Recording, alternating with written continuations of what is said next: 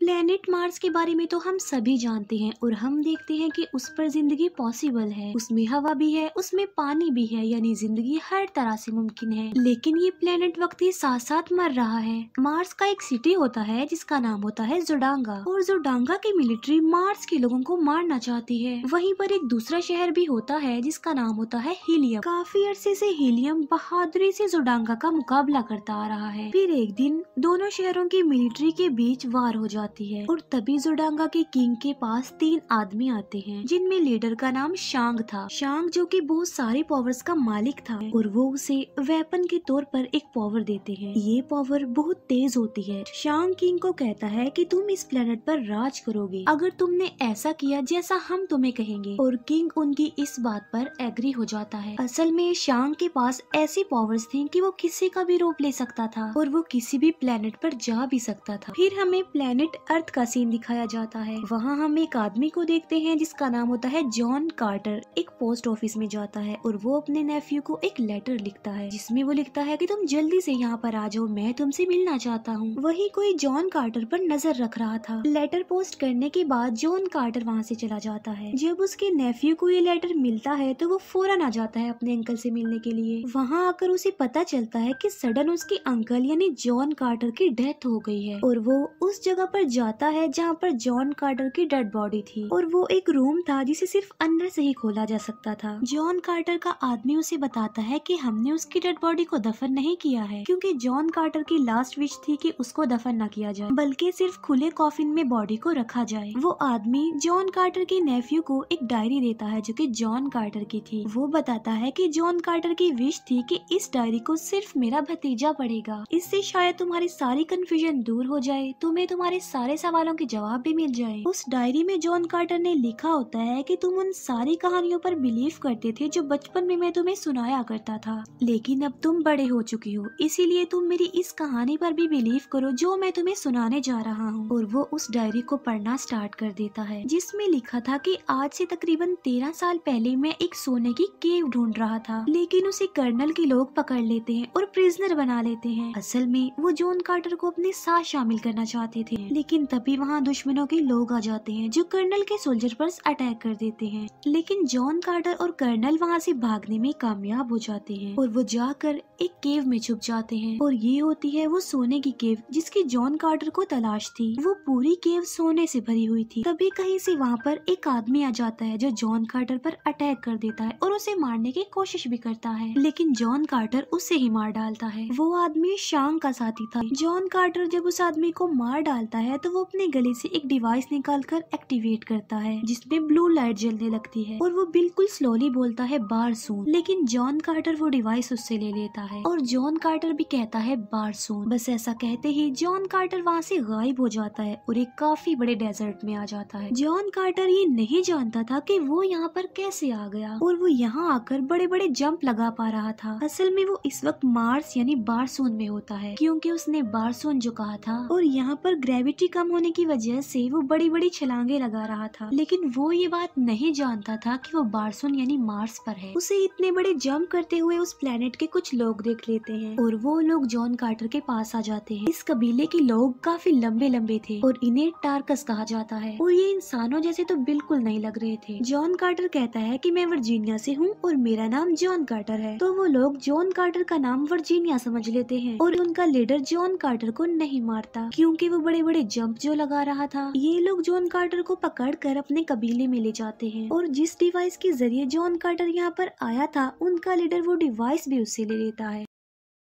आसमान में जोडांगा और हीलियम की फाइट हो रही होती है। हीलियम का किंग ये बात जानता था कि जोडांगा के किंग के पास नावी लाइट है जिसका कोई भी मुकाबला नहीं कर सकता, उसके आगे कोई नहीं टिकता। जोडांगा का किंग हीलियम के किंग को कहता है कि मैं तुम्हारी बेटी से शादी करना चाहता हूँ, और अगर ऐसा हो जाएगा तो मैं वादा करता हूँ कि मैं तुम्हारे कबीले को कोई नुकसान नहीं पहुँचाऊंगा। और हीलियम का किंग इस बात पर एग्री हो जाता है कि वो अपनी बेटी की शादी जोडांगा के किंग के साथ करवा देगा, लेकिन प्रिंसेस इस शादी के लिए एग्री एग्री नहीं होती, इसीलिए वो सबसे छुपकर भाग रही होती है। नीचे टार्कस का कबीला भी ये सब कुछ देख पा रहा था और वो चाहते थे कि दोनों कबीले आपस में लड़कर मर जाएं ताकि मार्स पर हम राज कर सकें। भागती हुई प्रिंसेस प्लेन से गिरने वाली होती है। जॉन कार्टर ये सब कुछ अपनी दूरबीन से देख लेता है और वो अपने लंबे लंबे जंप लगाकर प्रिंसेस को बचा लेता है। जोडांगा का किंग ये देखकर नावी लाइट से जॉन कार्टर पर अटैक करने वाला होता है। शांग उसे बोलता है कि ऐसा मत करो, मुझे ये आदमी चाहिए बिल्कुल सही सलामत। जोडांगा का किंग जॉन कार्टर को पकड़ने ही वाला होता है कि नीचे से टार्कस उन पर फायरिंग करने लगते हैं, इसीलिए जोडांगा के लोगों को वहाँ से भागना पड़ता है। टार्कस खुश हो जाते हैं कि वो जंग जीत गए हैं। टार्कस चाहते थे कि जॉन कार्टर उनके लिए लड़े, लेकिन वो इस बात से साफ इनकार कर देता है। टार्कस कहते हैं कि अगर तुम हमारे लिए ना लड़े तो हम इस लड़की को मार डालेंगे, यानी हीलियम की प्रिंसेस को। इसीलिए जॉन कार्टर इस बात के लिए एग्री हो जाता है। प्रिंसेस जॉन कार्टर से पूछती है कि तुम इतने बड़े बड़े जंप आखिर कैसे लगा लेते हो। वो कहता है कि मैं इस बारे में कुछ नहीं जानता, मैं सिर्फ अपने सोने की केव की तलाश में हूँ। प्रिंसेस से जॉन कार्टर को ये पता चल जाता है कि अब वो प्लेनेट अर्थ पर नहीं है, बल्कि वो प्लेनेट मार्स पर है। इस बात से जॉन कार्टर काफी हैरान रह जाता है, लेकिन प्रिंसेस उस पर बिलीव नहीं करती कि क्या वो वाकई अर्थ से आया होगा। इसीलिए प्रिंसेस पूछती है कि तुम इतनी दूर से प्लेनेट पर कैसे आ गए। जॉन कार्टर प्रिंसेस को वो डिवाइस दिखाता है जिसके थ्रू वो यहाँ पर आया था, और वो डिवाइस अब टार्कस के लीडर के पास होती है। इसके बाद जॉन कार्टर, प्रिंसेस और एक टार्कस लेडी मिलकर एक जगह पर जाते हैं। वहाँ जाकर उन्हें एक हॉली रिवर के बारे में पता चलता है और वो एक दीवार भी देखते हैं जिसके जरिए जॉन कार्टर अर्थ पर वापस जा सकता था। फिर वो तीनों अपनी मंजिल के लिए आगे बढ़ जाते हैं। जर्नी के दौरान जॉन कार्टर को ये बात पता चल जाती है कि वो लड़की हीलियम की प्रिंसेस है जो भागकर यहाँ पर आ गई है क्योंकि वो जोडांगा के किंग से शादी करना नहीं चाहती थी।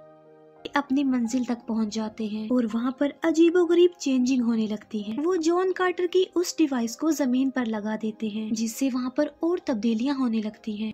एक प्लेनेट से दूसरे प्लेनेट पर जाने के लिए कुछ वर्ड्स होते हैं और उन वर्ड्स को उस डिवाइस के साथ ही बोलना होता है। जब ये लोग वो वर्ड्स पढ़ रहे होते हैं तब वहाँ शांग और उसके साथी आ जाते हैं। शांग अपने साथियों को ऑर्डर देता है कि प्रिंसेस और जॉन कार्टर दोनों को पकड़ लो। प्रिंसेस को पकड़कर वापस हीलियम भेज दिया जाता है और साथ साथ जॉन कार्टर को भी पकड़ लिया जाता है। और जो उनकी तीसरी साथी यानी वो जो टार्कस लेडी थी जो उनके साथ आई थी, वो वहीं पर कहीं छुप जाती है और इसी वजह से वो बच जाती है। महल में प्रिंसेस जॉन कार्टर को बुलवाती है। जॉन कार्टर ये जानकर हैरान रह जाता है कि प्रिंसेस अब जोडांगा के किंग से शादी कर रही है, इसीलिए वो प्रिंसेस से पूछता है कि तुम ऐसा क्यों कर रही हो। प्रिंसेस कहती है कि तुम हम लोगों के लिए लड़ना नहीं चाहते और तुम अपनी दुनिया यानी प्लेनेट अर्थ पर वापस चले जाओगे और मैं जोडांगा के किंग से शादी कर लूं, यही मेरे लोगों के लिए बेटर होगा। और वो जॉन कार्टर की डिवाइस निकाल कर उसे दे देती है क्योंकि अब प्रिंसेस भी वो वर्ड्स जानती थी जिसके जरिए वो वापस जमीन पर जा सकता था। प्रिंसेस जॉन कार्टर के हाथ पर वो डिवाइस रखती है। वो जॉन कार्टर को कहती है कि तुम भी मेरे साथ साथ ये वर्ड्स बोलो। जॉन कार्टर ऐसा ही करता है और वो भी वो वर्ड्स बोलता है, लेकिन जॉन कार्टर आखिरी वर्ड नहीं बोलता। असल में वो वापस जमीन पर नहीं जाना चाहता था क्योंकि अब वो दोनों एक दूसरे को लाइक करने लग गए थे।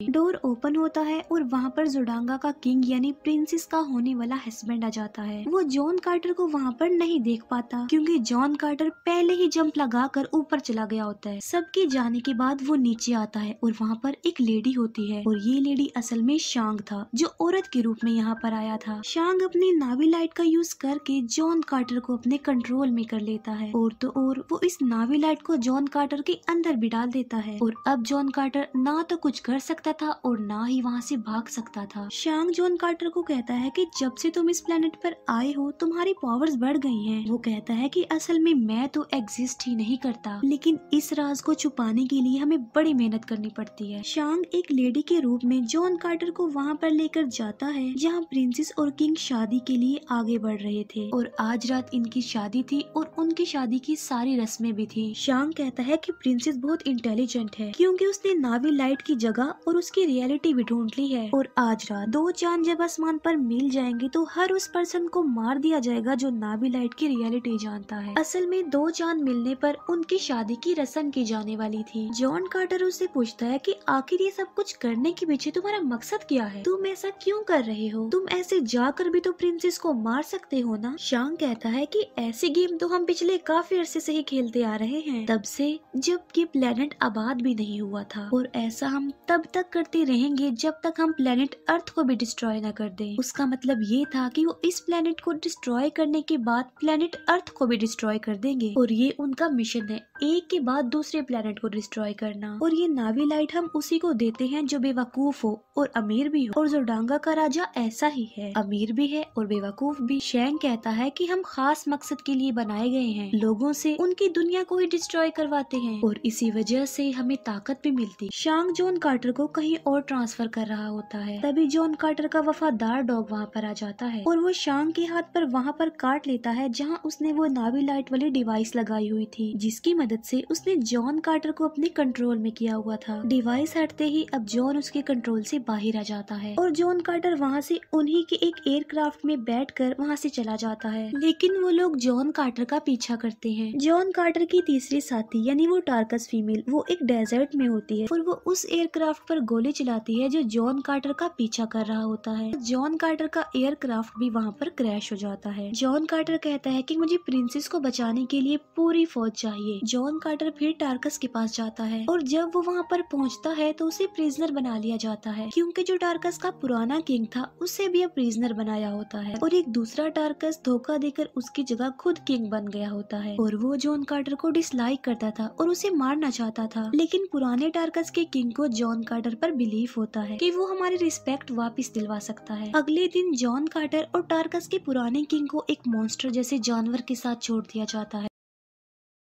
लेकिन जॉन कार्टर उसे मार डालता है और वो उस टार्कस राजा को भी मार देता है जो पुराने राजा की जगह खुद राजा बन गया था। अब दोबारा से वो पुराने वाला किंग फिर से किंग बन जाता है उनका। जॉन कार्टर प्रिंसेस को बचाना चाहता था क्योंकि आसमान पर दोनों चांद के मिलने से प्रिंसेस की शादी की रस्म हो जाएगी और शांग प्रिंसेस को मार डालेगा, लेकिन शादी की रस्म होने से पहले ही जॉन कार्टर वहाँ पर पहुँच जाता है। वो कहता है कि ये जो कुछ भी हो रहा है असल में ये एक साजिश है, क्योंकि जोडांगा के लोगों ने हीलियम पर अपना कंट्रोल कर लिया है और तुम्हारी शादी की रस्म होते ही वो हीलियम पर अटैक कर देंगे। जोडांगा का किंग तलवार निकाल लेता है और तभी वहाँ पर वार स्टार्ट हो जाती है। हीलियम का साथ देने के लिए टार्कस की फौज भी वहाँ पर आ जाती है। दोनों कबीले एक होकर जोडांगा का नामो निशान मिटाने के लिए उनका मुकाबला करते हैं। जॉन कार्टर जोडांगा के किंग को मार डालता है, लेकिन शांग प्रिंसेस के रूप में आकर प्रिंसेस पर तलवार रख देता है, मगर प्रिंसेस उसकी वो नावी लाइट वाली डिवाइस निकाल लेती है जो कि शांग के कंट्रोल में थी और वो उसे निकाल कर फेंक देती है, लेकिन शांग बड़ी चालाकी से फिर से वो डिवाइस ले लेता है। जॉन कार्टर उसे मारने ही वाला होता है कि तभी वो वहाँ से गायब हो जाता है। बाद में जॉन कार्टर और प्रिंसेस की शादी हो जाती है। उसी रात शांग वहाँ पर किसी और रूप में आता है और वो जॉन कार्टर के चेस्ट पर हाथ रख कर वो वर्ड्स बोलता है जिससे वो वापिस प्लेनेट अर्थ पर चला जाए और वो जॉन कार्टर को वापिस अर्थ पर भेज देता है। जब जॉन कार्टर की आँख खुलती है तो वो खुद को उसी सोने की केव में पाता है जिसे वो इतने अरसे से ढूंढ रहा था, मगर वो वापिस मार्स में जाना चाहता था क्योंकि उसकी वाइफ प्रिंसेस मार्स पर थी, मगर उसके पास अब वो डिवाइस नहीं थी जिसके थ्रू वो वापस जा सकता था। फिर जॉन कार्टर 10 साल तक वो डिवाइस ढूंढता रहता है और फाइनली उसे वो डिवाइस मिल भी जाती है। ये सारी कहानी जॉन कार्टर का नेफ्यू पढ़ रहा होता है। जॉन कार्टर ने लिखा होता है कि अब तुम जान चुके होगे कि मैंने क्यों कहा था कि मेरी डेड बॉडी को नहीं दफनाना, क्योंकि अगर मेरी बॉडी यहाँ पर डिस्ट्रॉय हो जाती तो मैं मार्स पर भी डिस्ट्रॉय हो जाता और जहाँ मेरी डेड बॉडी का कॉफिन है उसकी चाबी तुम खुद हो और अब मेरी डेड बॉडी की हिफाजत की रिस्पॉन्सिबिलिटी तुम्हारे ऊपर है। जॉन कार्टर का भतीजा देखता है कि उस रूम के डोर पर कुछ अल्फाबेट्स हैं और वो उन अल्फाबेट से अपना नाम लिखता है, मगर वो दरवाजा ओपन नहीं होता। फिर वो अपना निक नेम वहाँ पर लिखता है जिस नाम से जॉन कार्टर उसे बुलाया करता था और वो नाम लिखने से डोर ओपन हो जाता है, लेकिन पीछे से एक आदमी आकर उसे मारने की कोशिश करता है, लेकिन उस आदमी को कोई गोली मार देता है और वो मर जाता है। जॉन कार्टर का नेफ्यू देखता है कि जॉन कार्टर अभी जिंदा है और वो उस आदमी के पास जाता है जिसको उसने अभी अभी मारा होता है और वो उसके कोट से वही डिवाइस निकाल लेता है जिसके जरिए वो मार्स पर जा सकता था। और ये जो आदमी मरा था वो शांग था जो रूप बदल कर यहाँ पर आया था। अब क्योंकि शांग किसी भी प्लेनेट पर जा सकता था इसीलिए वो जॉन कार्टर का पीछा करते करते यहाँ भी आ गया। यहाँ पर जॉन कार्टर अपने मिशन में कामयाब हो जाता है और वो अपने नेफ्यू को कहता है कि कोई किताब लिखो, किसी से प्यार करो और जिंदगी का कोई मकसद बनाओ। जॉन कार्टर उस डिवाइस को लेकर एक जगह पर लेट जाता है और वो फिर से मार्स पर चला जाता है और यहीं पर ये मूवी एंड हो जाती है। Thank you for watching.